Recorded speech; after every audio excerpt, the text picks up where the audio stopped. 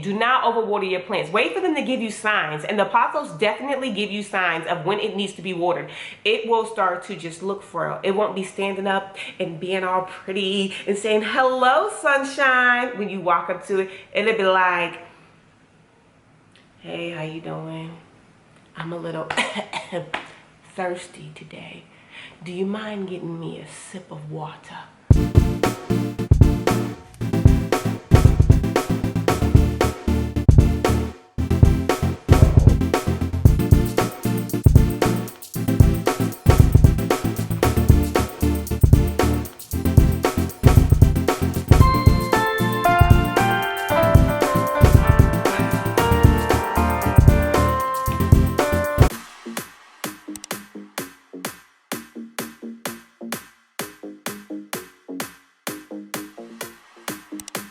Hey everyone, welcome back to our channel, the Soaring Seaward family. Thank you so much for taking time to come and stop by and watch another one of our videos. If you're new here, please do us a favor and smash that subscribe button. Don't forget to give this video a thumbs up. We are so glad that you are here.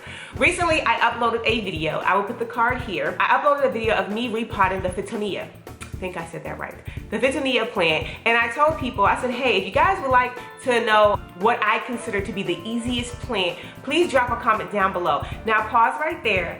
I know that everybody is different, so what I think is easy, you might not think is easy, and what you think is easy, I might not think is easy. So just sit back and enjoy this video because I have chosen, as you can see from the thumbnail, what I think is the easiest plant for me to care for. And if I was to give somebody a plant for their first plant, it would definitely be a pothos.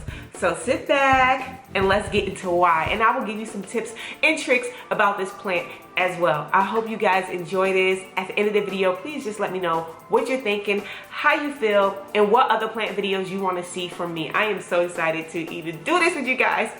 I guess I'm a little bit too excited. Okay. See you in a bit. The pothos, P-O-T-H-O-S, it has another scientific name that I don't know how to pronounce. So I am going to be so kind to drop the name right here so you can check it out for yourself. So the pothos also have another name. It goes by devil's ivy. What's the odds of that it would go by that? I don't like calling it that because I don't give the enemy no place around me. Okay, we're just going to call it pothos or whatever pothos that it is. And I'm about to go over some of the varieties of the pothos because it's not just one. You have pothos, which is named, but you have a different, like a whole cluster of, all right, you know how we are humans and then we have brothers, we have sisters, cousins, nieces, nephews.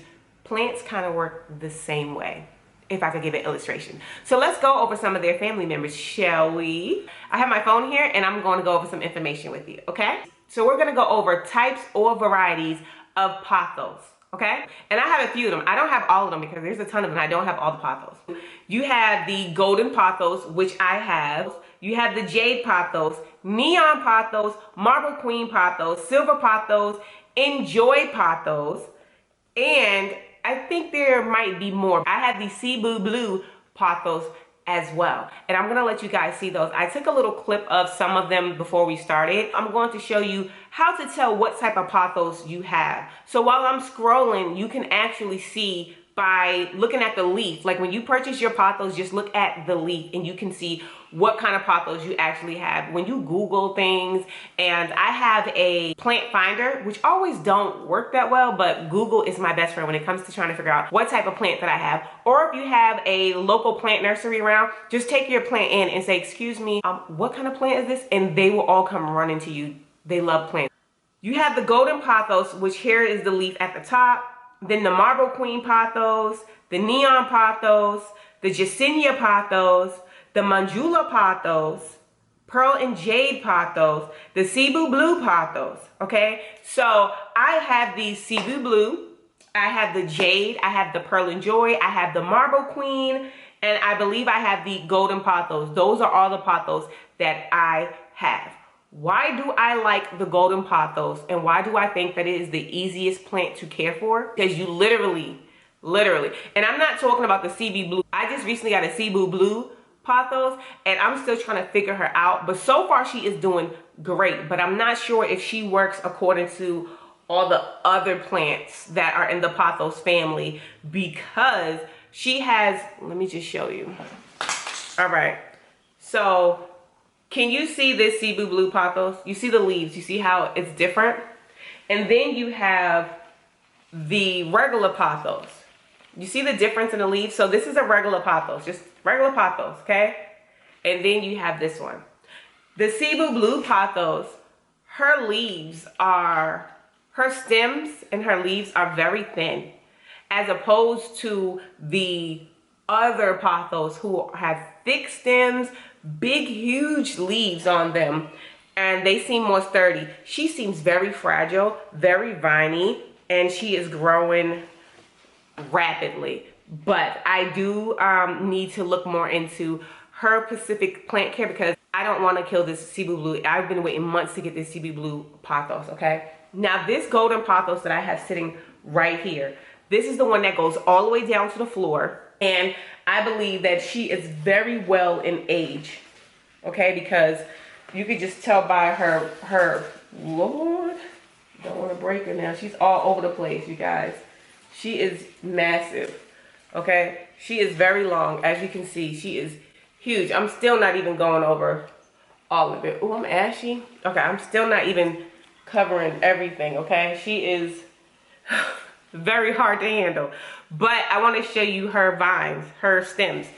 You see her stems? Her stem is like brown, and it's hard. It feels like tree bark. Literally, it feels like tree bark. So I think that might let me know that she's been around for a good amount of time. And all of the Pothos, let me put her back, okay? All of the Pothos, they don't require that much care, that much maintenance. I guess that's why I like them so much. You can literally, I don't suggest it, but you can literally forget to water them and it's not gonna die. It takes a lot to kill a Pothos. Like, trust me when I tell you, it takes a lot to kill a Pothos. I haven't killed one yet. There's a lot of people that will tell you that. It takes a lot to kill a Pothos. I don't even know how to kill a Pothos. I don't. When I figure out how to water them, I wait for them to go limp a little bit, right? And that might sound crazy to you. Be like, wait a minute, why would you wait for it to look like it's malnourished before you decide to water her? Because you don't want to over water a plant. You can over water any plant, okay? But you don't want to over water your plant. That goes for any single plants you have, whether it's a Pothos, whether it's a succulent, anything. Do not over water your plants. Wait for them to give you signs. And the Pothos definitely give you signs of when it needs to be watered. It will start to just look frail. It won't be standing up and being all pretty and saying, hello, sunshine, when you walk up to it. It'll be like, hey, how you doing?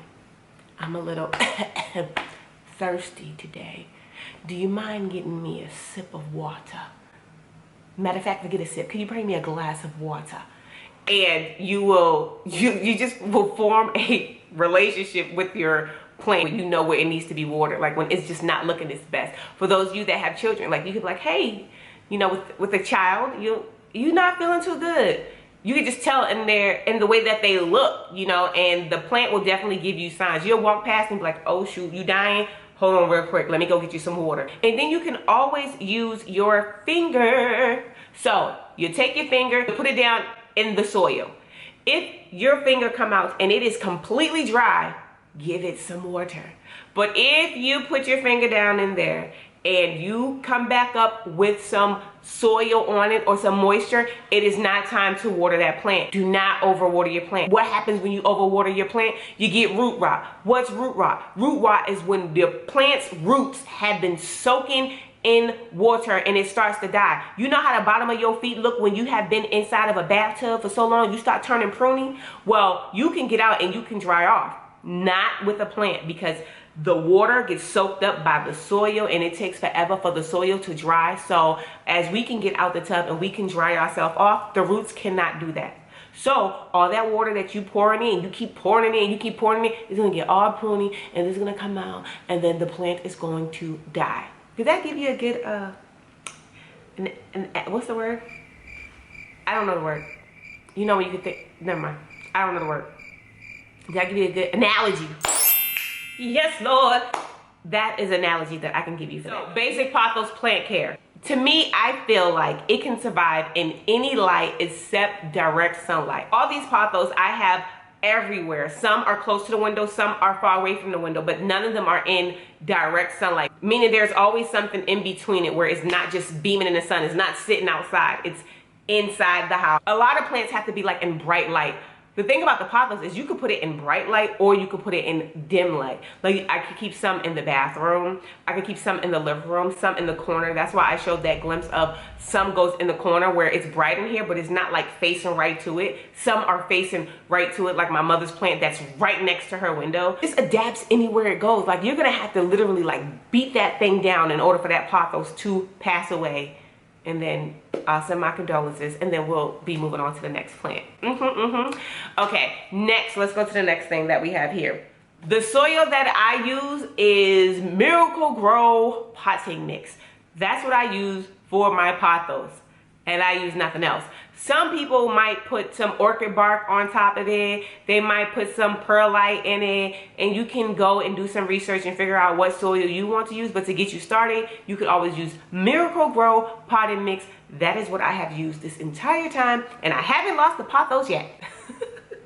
And also, plants eat. You know how you like to eat? They just don't need to eat every single day. So maybe like once or twice a month, and in the winter time, you can do it once a month. In the summertime, you might can do it twice a month, but I don't recommend twice a month. Just fill the plant out and see. I also use Miracle-Gro plant food.